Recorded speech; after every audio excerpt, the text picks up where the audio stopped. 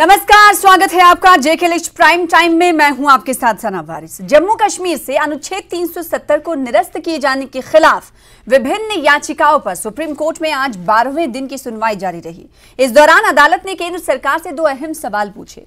अदालत ने जम्मू कश्मीर को फिर से राज्य का दर्जा देने को लेकर समय सीमा पर अपना रुख स्पष्ट करने को कहा, तो वहीं दूसरा सवाल जम्मू कश्मीर में चुनाव को लेकर पूछा गया कि सरकार जम्मू कश्मीर में कब चुनाव कराएगी, जिस पर केंद्र सरकार का पक्ष रख रहे सॉलिसिटर जनरल तुषार मेहता ने कहा कि जम्मू कश्मीर का केंद्र शासित प्रदेश का दर्जा स्थायी नहीं है, ऐसे में जल्द ही स्थिति सही होने पर राज्य का दर्जा मिलेगा।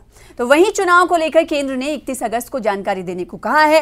अदालत में केंद्र की तरफ से दिए गए जवाब पर विपक्षी पार्टियां हमलावर हैं, तो वहीं मुल्क की सबसे बड़ी अदालत की जानिब से पूछे गए सवाल का तमाम विपक्षी दल स्वागत कर रहे हैं। आज इसी मुद्दे पर करेंगे चर्चा, बने रहिए हमारे साथ।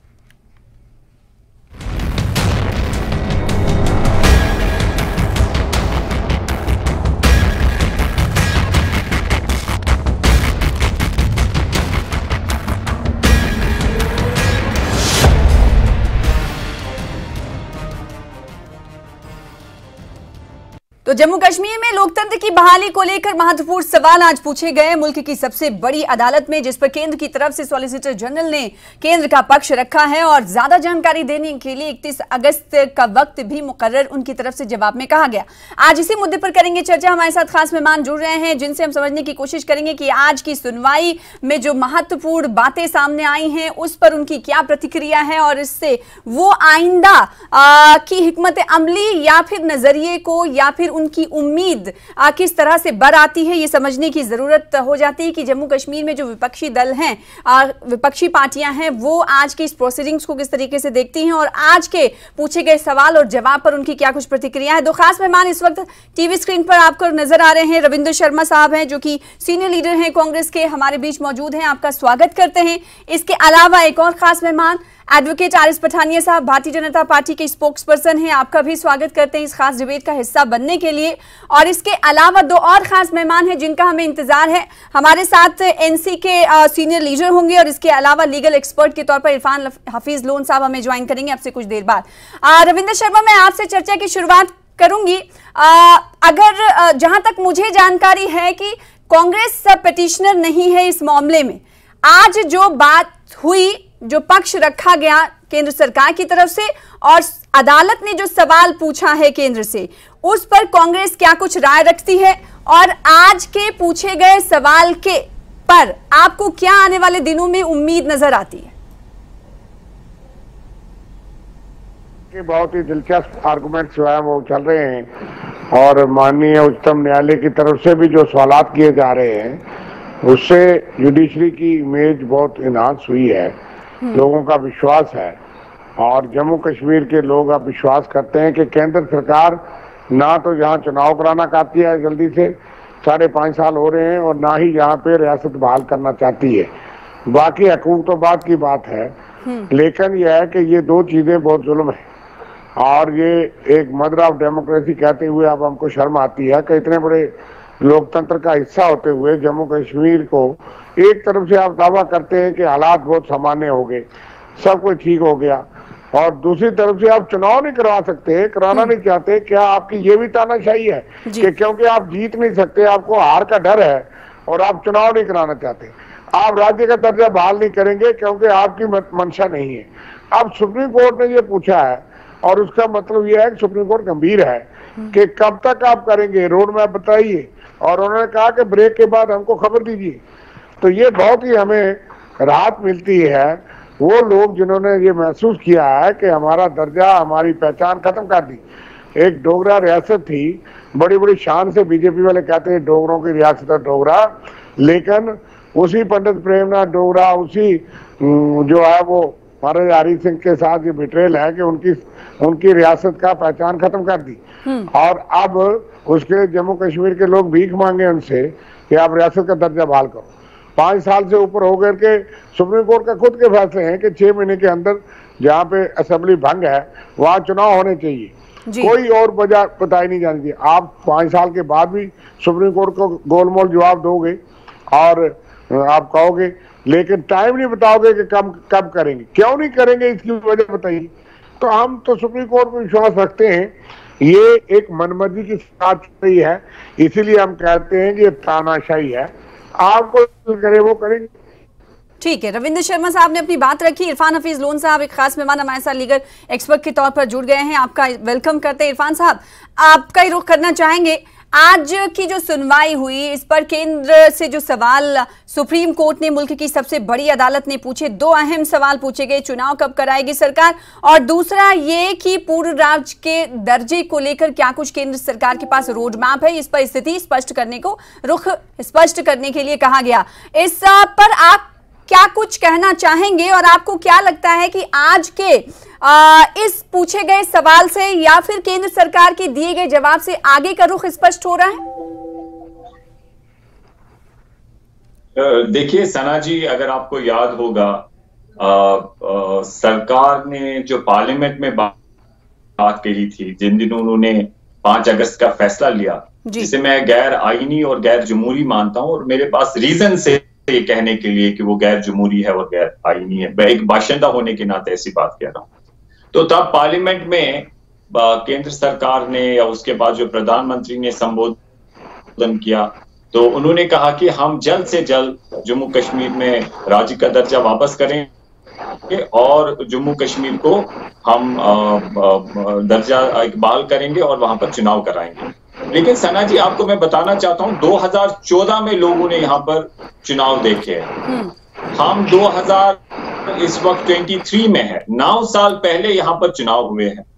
वो उनका ये कहना है कि भाई अगर वो कहते हैं हालातों में सुधार है तो फिर चुनाव क्यों नहीं है? अगर वो डीडीसी चुनाव कर सकते हैं, पंचायत कर सकते हैं, म्युनिसिपल कर सकते हैं, तो ये वाले चुनाव क्यों नहीं कर सकते जी? तो इसलिए हमारा यही कहना है कि जो हमारे साथ जम्मू कश्मीर के अवाम के साथ अन्याय हुआ है, हम ये मानते हैं केवल स्टेटहुड हमें बहाल ना हो, हम चाहते हैं वो बहाल हो, लेकिन उसके साथ साथ हम चाहते हैं जो 70 साल हमारे से छीना गया, जो हमारे अधिकार थे, उनकी बहाली के लिए हमें पब्लिक पॉलिटिकल लेवल पे भी स्ट्रगल करना होगा और कानूनी सतह पे भी हम लड़ेंगे। ये केवल 5 अगस्त के फैसले, हमारे पास जम्मू कश्मीर में प्रधानमंत्री हुआ करता था, राष्ट्रपति हुआ करता था, अपना संविधान 370 जम्मू कश्मीर का झंडा, और हमें ये गुंजाइश हिंदुस्तान के आईन में मिली थी। और आपने देखा आहिस्ता आहिस्ता आहिस्ता इन्होंने एरोजेंस कर लिए, एक फुल फ्लैज स्टेट को इन्होंने यूटी बना दिया। और मेरे जैसे जो संविधान पे पुरअमन जो यकीन रखते हैं, मैंने इससे पहले भी कई दफा कहा कि हमारा मजाक बनाया जाता है, हमें लोग कहते हैं आप इस लोकतंत्र इस देश पे फख्र करते हैं, लेकिन जो हमारा कश्मीर पड़ोसियों के पास है, उनके पास प्रधानमंत्री भी है, उनके पास राष्ट्रपति भी है, उनके पास जम्मू अपनी लेजिस्लेचर भी है, भले ही वो कागजों पे हो, लेकिन हमारा जो देश था ये सबसे बड़ा लोकतंत्र था, फंक्शनल डेमोक्रेसी थी, लेकिन हमारे साथ यहाँ पर नाइंसाफी हुई है। हमारे पास जो इंटरनल ऑटोनॉमी थी उसे टैक्टफुली इन लोगों ने एरोजन किया है, और हम चाहते हैं कि जल्द से जल्द हमें इंसाफ मिले, न कि केवल स्टेटहुड बहाल हो, लेकिन जो हमारी जमीन के हवाले से, हमारी नौकरी के हवाले से जो हमारे पास ऑटोनॉमी थी 53 में, वो बहाल हो। उसके लिए हम सियासी तौर स्ट्रगल करेंगे और गांधी जी की तरफ पे स्ट्रगल करेंगे। ठीक है, इरफान हफीज लोन साहब ने अपनी बात रखी। एडवोकेट मुजफ्फर इकबाल खान साहब हमारे साथ जुड़ चुके हैं, जो कि एनसी का पक्ष रखेंगे, सीनियर लीडर हैं एनसी के, हमारे बीच जुड़ने के लिए बहुत शुक्रिया, वक्त देने के लिए। मुजफ्फर इकबाल साहब, एक तो ये कि आज जो आप एडवोकेट हैं, जाहिर सी बात है आज की पूरे प्रोसीडिंग्स पर आपकी नजर रही होगी, और इसी के साथ मैं चाहूंगी कि आप ये बताएं कि उमर अब्दुल्ला ने जो ट्वीट किया है उसमें वो जाल कह रहे हैं और साथ ही साथ ये कह रहे हैं कि असल मुद्दे से ध्यान हटाने की कोशिश सॉलिसिटर जनरल कर रहे हैं, तो वो किस तरफ इशारा कर रहे थे और आज की प्रोसीडिंग पर आपकी क्या प्रतिक्रिया है एनसी की? देखें, ये हकीकत है, ये एक हकीकत है कि जो तर्क अब दे रहे हैं ये, वो सुप्रीम कोर्ट ने पहले ही कह दिया था कि हम ये नहीं सुनेंगे, हम इसको आईनी तौर पर देखेंगे और आईनी तौर पर इसको डिसाइड करेंगे। जी, आज जो कहा गया, मुझे एक चीज समझ में अभी भी नहीं आई। ये कहा गया कि वहां पंचायत नहीं थी, ये कहा गया कि वहां पंचायत के इलेक्शन जैसे कभी हुए नहीं, वहां पंचायत के इलेक्शन भी होते रहे, हर वो जब हम रिबटल देंगे तो हम इस चीज का जवाब देंगे। फिर ये कहा कि वहां लॉ एंड ऑर्डर प्रॉब्लम कोई कॉन्स्टिट्यूशनल प्रॉब्लम नहीं है, और कॉन्स्टिट्यूशनल इशू को डिसाइड करने के लिए law and order can never be a ground, और ये सुप्रीम कोर्ट ने पहले भी कहा था। जी मुजफ्फर इकबाल साहब आप बोलें। और यहाँ पर यह भी बताना जरूरी है कि जब हियरिंग हो रही थी 12वें रोज की, तो एडवोकेट मुजफ्फर इकबाल खान साहब खुद वहां पर मौजूद है, बजाते खुद उन्होंने हियरिंग को सुना और वो उन तमाम चीजों को देखते हुए अपनी बात यहाँ पर रख रहे हैं। साथ ही साथ एनसी क्या कुछ इस पर स्टैंड रखती है, क्योंकि हम जानते हैं कि एनसी पेटिशनर है, उनकी तरफ से लगातार फारूक अब्दुल्ला भी मौजूद रहे हैं सुप्रीम कोर्ट में। आपको आवाज मेरी मिल पा रही होगी मुजफ्फर इकबाल खान साहब, तो अपनी बात पूरी करिएगा। ठीक है, शायद आपसे एक बार फिर से जुड़ने की कोशिश करेंगे। Advocate RS. पठानिया साहब, आपसे सवाल ये कि जो कोर्ट में केंद्र सरकार की तरफ से ये कहा गया कि स्थिति सही होगी तो फिर चुनाव होंगे, जिस पर विपक्षी दल आप पर एक बार फिर से हमलावर हो गए हैं कि ये कोर्ट में कहा जा रहा है, अदालत में कहा जा रहा है कि स्थिति अच्छी नहीं है, और दूसरी तरफ केंद्र ये खुद कहती है कि हालात अब जम्मू कश्मीर में सामान्य हैं। जी आदाब सना, आपको, मेरे जो मित्रगण बाकी फेलो पैनलिस्ट हैं उनको भी आदाब, प्रणाम, नमस्कार, और जो भी लोग इस शो को लाइव देख रहे हैं उनको भी मेरी ओर से आदाब। आज ही नहीं बल्कि आज 12वां दिन है, if I am correct, supreme court की जिसे कहते हैं पेशी का, डे टू डे बेसिस पे सुप्रीम कोर्ट इस विषय को सुन रही है। बड़े शॉर्ट शब्दों में अगर इसे कहा जाए कि तकरीबन 562 प्रिंसली स्टेट्स थी अनडिवाइडेड इंडिया में, जिनके मुस्तकबिल का फैसला अबाउट बैटन प्लान और गवर्नमेंट ऑफ इंडिया एक्ट 1935 के मुताबिक होना था। एज पर द प्लान मोर और लेस जो इंस्ट्रूमेंट ऑफ एक्सेशन बाकी स्टेट्स का था, वही 562 स्टेट्स वाला ही जिसे कहते हैं instrument of accession, Jammu Kashmir सरकार ने, जम्मू कश्मीर के महाराजा ने उसे साइन किया। लेटर ऑन उस इंस्ट्रूमेंट ऑफ एक्सेशन साइन करने के बाद जम्मू कश्मीर मात्र ऐसी एक जिसे कहते हैं एक रियासत थी जिसको अपना संविधान, अपना निशान और अपना प्रधान जिसे कहते हैं लेने का मौका, एक अपॉर्चुनिटी दी गई। पूरे देश ने पत्थर रखा अपने दिल पे। जवाहरलाल नेहरू, उनको बड़ा अपोजिशन फेस करना पड़ा कॉन्स्टिट्यूंट असेंबली के जिसे कहते हैं प्लेटफॉर्म, उसके पटल पे, उसके मंच पे। और history also tells the testimony of the fact, पूरे देश पे एक सेंटीमेंट था कि क्यों दिया गया, लेकिन एक अपनी तरफ से एक एक्स्ट्रा मेजर दिया गया। लेकिन पिछले 7 दशकों में उस एक्स्ट्रा मेजर से हुआ क्या?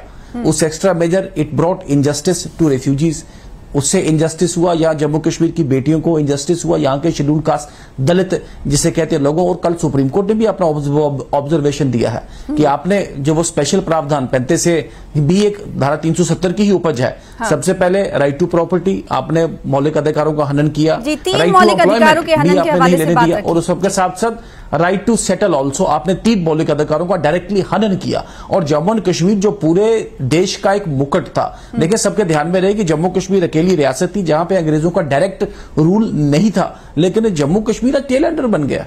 जम्मू कश्मीर का मैं विधानसभा की एमएलए रहा, मुझे प्रिविलेज, जब बजट सेशन में हम लोग स्पीच करते थे तो वहां पे मैंने फैक्ट्स के साथ एक बात की थी, आपके चैनल पे भी कहूंगा।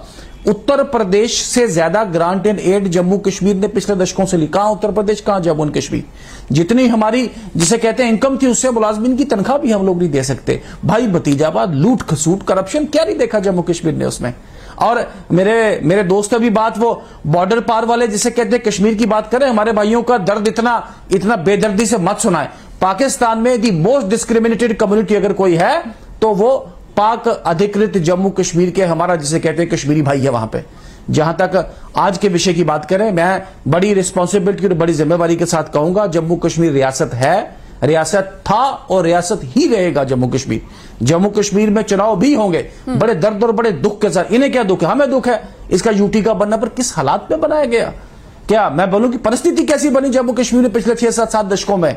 आपने तो जम्मू कश्मीर को नफरत, मार, लूट पाट, खून खराबा, जम्मू कश्मीर तो उसका हॉटबेड बन गया। उसमें उस एक्स्ट्रा कंसेशन का कहीं ना कहीं एक नेगेटिव, एक सेशनिस्ट सेंटीमेंट को इसने जिसे कहते हैं जन्म दिया। मैं बार बार कहता हूं कि धारा 370 के लिए उन अली शाह जिलानी साहब को क्यों ना पूछे जिन्होंने पूरे देश का आल पार्टी डेलीगेशन और अंदर से जिसे कहते दरवाजा बंद कर दिया। या महबूबा मुफ्ती को क्यों ना पूछें, जो कि एक देश की जिसे कहते हैं मुख्यमंत्री हैं, 80,000 करोड़ नरेंद्र मोदी जिसे कहते हैं कश्मीर में अनाउंस करके जाते हैं, और वो कहती हैं कि देश का झंडा उठाने वाला कोई नहीं रहेगा। या फारूक अब्दुल्ला साहब को क्यों नहीं पूछें, जिन्हें चीन की याद आती है, वो कहते हैं कि चीन के साथ मिलकर हम देश की जिसे कहते हैं धारा 370 की वापसी की बात करेंगे उसमें, ये जम्मू कश्मीर के लोगों को बड़ा खतरा हो गया उसमें। तो कहीं ना कहीं हम अपने पे भी लेने की the way we behaved, the way we acted, Ravindra Sharma साहब एक सेकंड प्रतिक्रिया अपनी दे रहे हैं। साथ ही ये विपक्षी दलों को भारतीय जनता पार्टी की तरफ से कहा जा रहा है कि रियासत का दर्जा पहले था और है और रहेगा, ये सिर्फ वक्ती तौर पर इसे हटाया गया है। आज सॉलिसिटर जनरल की तरफ से भी कोर्ट में ये बात कही गई। एक सेकंड एडवोकेट आरिफ पठानिया साहब, एक सेकंड। रविंद्र शर्मा साहब, बीजेपी ये कह रही है कि स्थिति और परिस्थिति को देखकर ये फैसला किया गया और ना अब बीजेपी की तरफ से ये सोचा गया था कि ये स्थायी तौर पर रहेगा, ये अस्थायी है और इसे जल्द से जल्द हटा लिया जाएगा। और तमाम विपक्षी दलों को ये देखना चाहिए कि हालात कैसे बना दिए गए थे और हालात को देखते हुए फैसला लिया गया था। इस पर कह रहे हैं कि वो गौर करें तमाम पार्टी।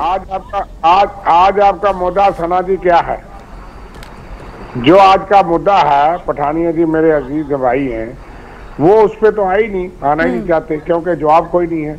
ये बातें तो सुप्रीम कोर्ट को सुनाइए। माननीय सुप्रीम कोर्ट 370 और 35A पे सुनवाई कर रहा है, लेकिन आज सुप्रीम कोर्ट ने जिस गंभीरता से पूछा है कि बताइए, क्योंकि सुप्रीम कोर्ट जो समझता है, इनको तो केंद्र सरकार को तो कोई शर्म नहीं रही कि 5 साल से ज्यादा अरसा हो गया और हम इतनी बड़ी डेमोक्रेसी में वहां चुनाव नहीं करवा पा रहे और आपने रियासत को तोड़ के क्या हासिल किया।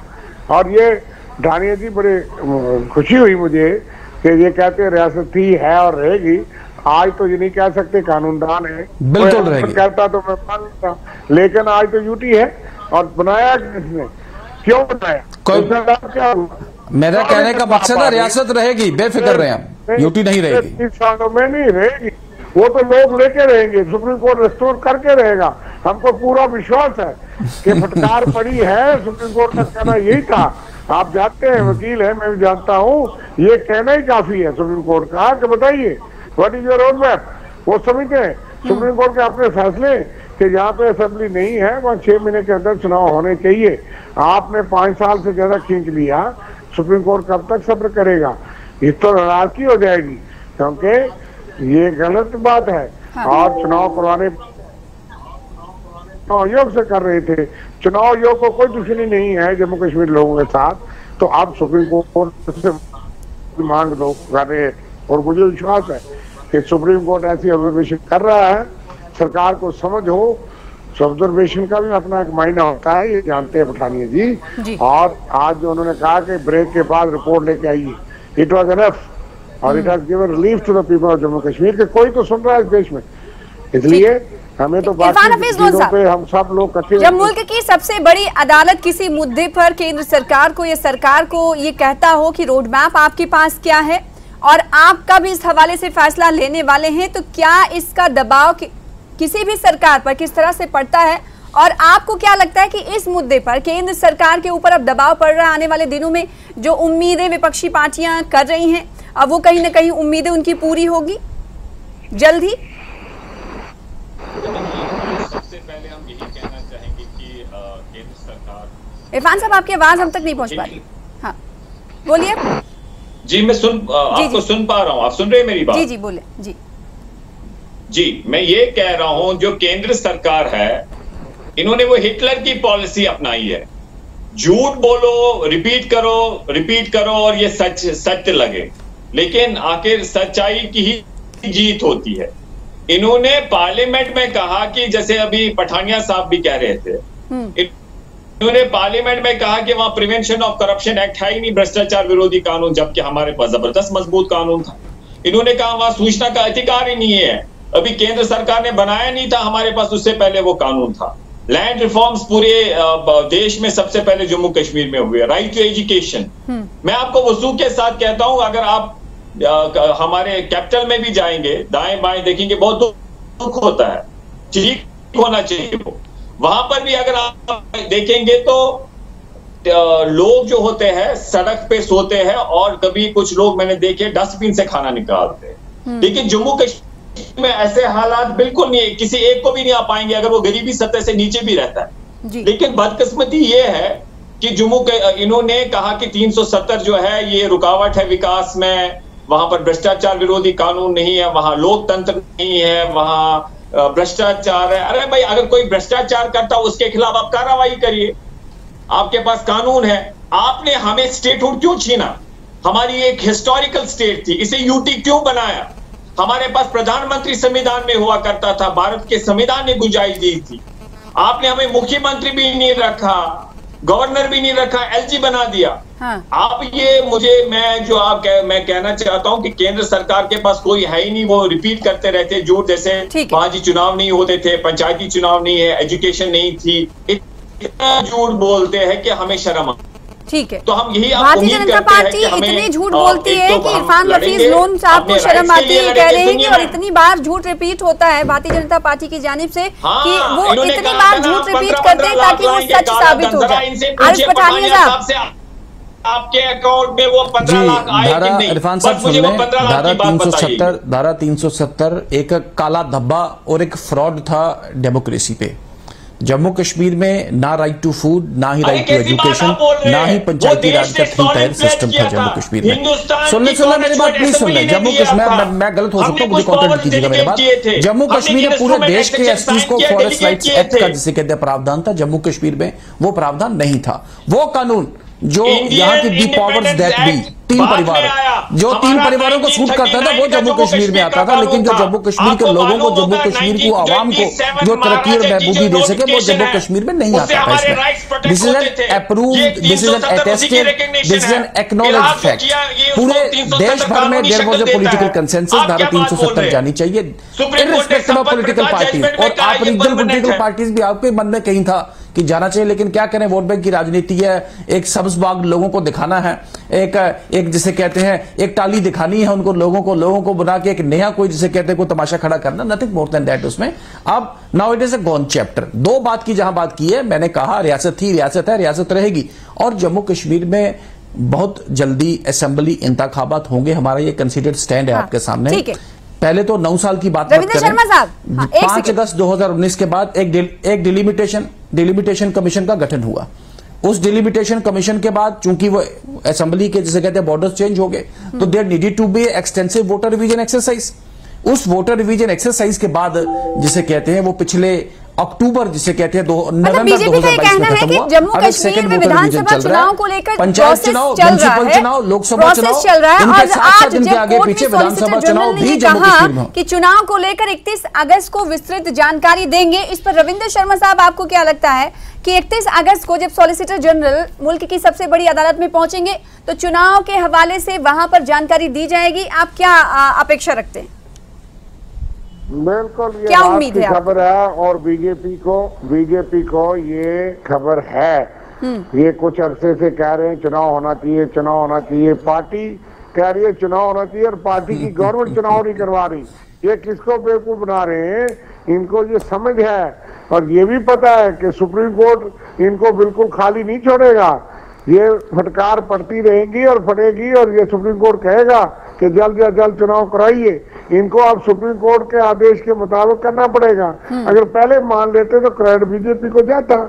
अब सुप्रीम कोर्ट को वो तो कुछ न कुछ तो देगा, रियासत के लिए भी कहेगा और चुनाव के लिए भी कहेगा। इसलिए ये दबे लफ्जों में गले के ऊपर से कहते हैं चुनाव होना चाहिए। हम पूछते हैं वो रास्ते में लखनपुर कौन रोक रहा है चुनाव का फैसला? होम मिनिस्ट्री रोक रही है, प्राइम मिनिस्टर रोक रहे हैं। इलेक्शन कमीशन को क्या एतराज है? आप कहते हो हालात अच्छे हैं, गवर्नमेंट कहती है तो इलेक्शन कमीशन को ये बेइज्जती करते हैं। This is insult to the constitution institution. वो क्योंकि इलेक्शन कमीशन बता नहीं सकता। ठीक है, इरफान हफीज लोन साहब, क्या लगता है 31 अगस्त को जब सरकार की तरफ से अपना रुख रखा जाएगा चुनाव को लेकर, क्या उम्मीद आप रख रहे हैं कि चुनाव को लेकर हो सकता है तारीखों के हवाले से कोई वो जानकारी दे दें, या फिर हो सकता है अगर कोई जानकारी सॉलिसिटर जनरल की तरफ से अहम नहीं दी गई तो क्या ये लगता है आपको कि सुप्रीम कोर्ट से की तरफ से कोई दिशा निर्देश इस हवाले से दिए जा सकते हैं? बिल्कुल, देखिए हम ये उम्मीद करते हैं कि हमें जो है कोर्ट से इंसाफ मिलेगा जम्मू कश्मीर के अवाम को। ये केवल चुनाव के हद तक बात नहीं है। 2014 में चुनाव हुए हैं, अब 9 साल पहले चुनाव हुए हैं, 5 साल ये इंतजार करवा रहे हैं जब इन्होंने बंद किए यहाँ की असेंबली को, तो अवाम के साथ अन्याय है। और ये कहते हैं हमने यहाँ डीडीसी करवाया, पंचायत करवाया। अरे अगर आप यही समझते हैं लोकतंत्र में है ये चीज, ये अच्छी बात है, तो फिर पूरे देश में ये फॉर्मूला लगाइए जी। एक दूसरी बात हम आपसे कहना चाहेंगे कि जो हमें as a student of law लग रहा है, जिस तरीके से पिटिशनर्स के लोगों ने आर्गुमेंट्स रखे, हमें लगता है कि ये सारा जो 5 अगस्त की जो नोटिफिकेशन 272, 273 और जो उसके बाद रीऑर्गेनाइजेशन एक्ट जिसमें हमें यूटी बनाया गया, और क्योंकि हम उम्मीद करते हैं, कोई प्रिजज नहीं करते हैं, हम एक ओपिनियन रखते हैं as a student of law, हम उम्मीद करते हैं कि हमारा वो गैर आईनी और गैर जमहूरी था, और हम उम्मीद करते हैं कि ऑनरेबल सुप्रीम कोर्ट हमें जम्मू कश्मीर के अवाम को इंसाफ देगा। और जहां तक कोर्ट आप कहते हैं, आप सुनिए, अगर वहां नॉर्मल सी है तो आप चुनाव क्यों नहीं करवा रहे? ठीक है, ये कॉन्ट्रडिक्शन विपक्षी पार्टियों की तरफ से और इरफान हफीज लोन वहां पर की तरफ से भी उठाए जा रहे हैं आरिफ पठानिया साहब कि एक बार फिर से आपने कहा है कोर्ट में जाके, वैसे तो आप कहते रहे, और एक बार फिर से आपने कहा है कि हालात स्थिति ठीक होगी तो दर्जा वापस दिया जाएगा, तो इसका मतलब है हालात सही नहीं है। एक बार फिर से सवाल उठ रहे हैं आप पर बीजेपी के कथनी पर। नॉट कि नहीं, मैंने आपका थोड़ा ज्यादा समय लिया, 7 दशकों जल्दी से, बहुत जल्दी के चलते जिसे कहते हैं इसको यूटी में कन्वर्ट किया गया। मैं कह रहा हूं जम्मू कश्मीर बहुत जल्दी असेंबली इंतखाबात देखेगा। और लास्ट लाइन, सुप्रीम कोर्ट में जिस तरीके से आप कह रहे हैं, मैं उम्मीद करता हूं कि फैसले के बाद भी आपका विश्वास बना रहे सुप्रीम कोर्ट पे, आप ऐसे ही सुप्रीम कोर्ट के फैसले को माने, वो फैसले सर्वमान्य होगा, सर्वव्यापी होगा और हम सब पे इंप्लीमेंटिंग होगा। I think it will close the final lid. तो स्थिति को लेकर जो बात जो विपक्षी पार्टियां आपको घेरने की कोशिश कर रही हैं, उस पर आप जवाब नहीं दे रहे हैं, उससे आप गुरेज कर रहे हैं। बहुत शुक्रिया अदा करना चाहेंगे आरिफ पठानिया साहब आपका, और इरफान हफीज लोन साहब आपका, रविंद्र शर्मा साहब आपका, और मुजफ्फर इकबाल खान साहब हमारे साथ जुड़े, उनका भी शुक्रिया। फिलहाल इसी के साथ आज के इस डिबेट में इतना ही, मुझे दीजिए इजाजत। लगातार देखते रहिए न्यूज़ 18 JKLH पर तमाम खबरें। नमस्कार।